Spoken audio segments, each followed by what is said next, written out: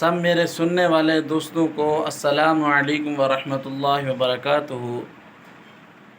دلوں کو صاف رکھنا، اس پر میں آپ سے ایک بات عرض کروں گا۔ کتابوں میں ایک واقعہ آتا ہے کہ آپ صلی اللہ علیہ وسلم مسجد میں تشریف فرماتے، مسجد نبوی میں ایک صحابی وضو کر کے مسجد میں تشریف لائے، ابھی پانی ٹپک رہا تھا، تو آپ صلی اللہ علیہ وسلم نے فرمایا کہ جنتی کو دیکھنا ہے تو اس کو دیکھ لیں۔ تو صحابہ کے اندر حرص تھی کہ وہ اعمال میں ایک دوسرے سے آگے بڑھتے تھے۔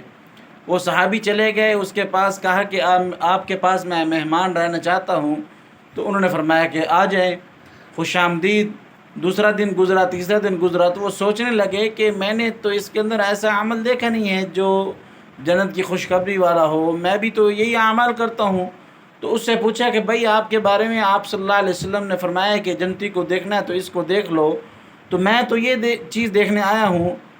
فرمانے لگے کہ میرے اندر تو اور کوئی چیز نہیں ہے، تو ایک یہ چیز ہے کہ جب میں رات کو سوتا ہوں تو سب کے بارے میں دل کو صاف کر کے سوتا ہوں، تو اس وجہ سے آپ صلی اللہ علیہ وسلم نے فرمایا ہے کہ جنتی کو دیکھنا ہے تو اس کو دیکھ لیں۔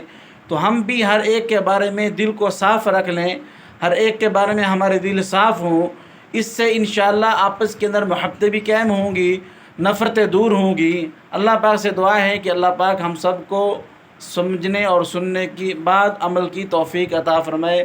السلام علیکم ورحمۃ اللہ۔